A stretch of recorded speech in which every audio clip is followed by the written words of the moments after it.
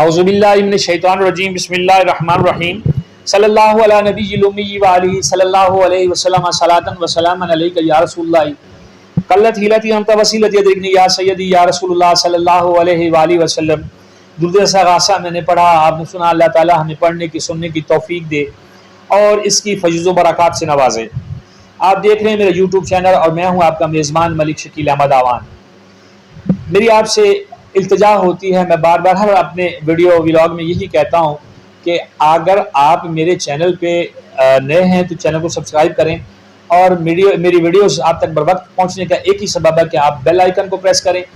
اور اگر ویڈیو پسند آئے تو اس کو شیئر کریں، کمنٹ باکس میں کمنٹ سیکشن میں کمنٹ ضرور کیا کریں۔ اس طرح میری حوصلہ افزائی ہوتی ہے اور مجھے آپ کی امداد کی، آپ کی مدد کی بھرپور ضرورت ہے۔ اللہ تعالیٰ ہم سب کا حامی و ناصر ہو اور ہمیں ایک دوسرے کا خیال رکھنے کی توفیق دے۔ ایک خبر آپ سے شیئر کرنا چاہتا ہوں، چونکہ یہ خبریں میں چھوٹی چھوٹی علاقائی خبریں اور جو چھوٹی چھوٹی خبریں ہوتی ہیں جن سے خبردار کرنا آپ کو ضرورت ہے، وہ میں خبریں چنتا ہوں اور آپ تک پہنچاتا ہوں۔ ایک جرثومہ ہے نیگلیریا، یہ جو ہے یہ پانی کے تالابوں میں، ٹینکوں میں اور جھوڑوں میں پایا جاتا ہے، اور یہ نیگلیریا جو ہے کراچی کے علاقے جو ہے وہ لانڈی ہے بھینس کالونی، وہاں جو رپورٹ آ رہی ہے اس کے مطابق تقریباً ایک مہینے میں تیسری ہلاکت ہوگی، تیسرا نوجوان جو ہے اس بیماری کا لقمہ اجل بن چکا ہوا ہے۔ اس میں یہ ہے کہ یہ جراثیم جو ہے یہ انسان کے جسم میں، جیسا کہ آپ نے سنا ہوگا یا سرچ کیجئے گا نیگلیریا تو آپ کو ساری اس کی ڈیٹیلز مل جائیں گی۔ نیگلیریا جو ہے وہ ناک کے ذریعے اندر جاتا ہے اور انسان کے دماغ کو چٹ کر جاتا ہے۔ اس کی علامات جو بتائی جاتی ہیں، بخار ہوتا ہے، الٹیاں آتی ہیں، اور اس میں جو ہے کیا ہوتا ہے جی، سر میں درد بھی ہوتا ہے۔ یہ اس کی علامات ہوتی ہیں، اور اس میں یہ کچھ عرصہ پہلے جب زیادہ اس کی جو تھا شور مچا ہوا تھا، تو یہ وضو جب ہم ناک میں پانی ڈالتے ہیں تب بھی اس کے چانسز سے کے اندر چلا جاتا ہے، لیکن بہت کم علاقوں میں یا بہت کم جگہوں پہ جو ہے نا نیگلیریا کے جراثیم ملے۔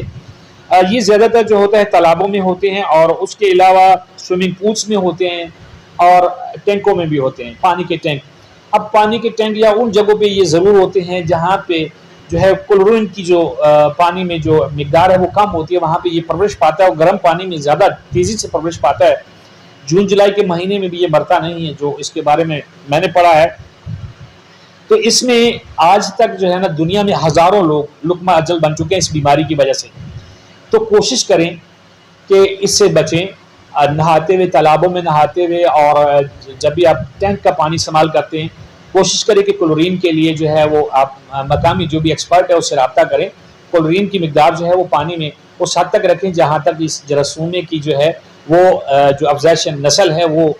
روکی جا سکے، اور کوشش کریں کہ صاف ستھرے پانی سے وضو کریں،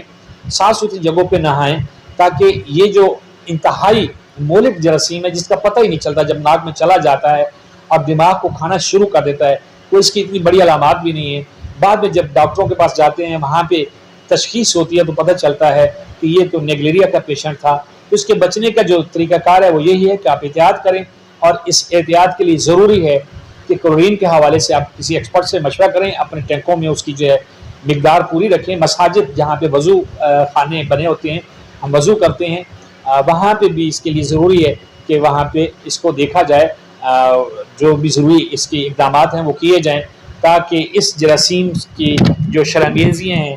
جو اس کی منحوسیت ہے، اس سے بچا جا سکے۔ اپنا خیال رکھیے گا، اپنے چینل کا بھی اور اپنے اہل و عیال کا۔ اللہ تعالیٰ آپ سب کا حامی و ناصر ہو۔ جزاک اللہ۔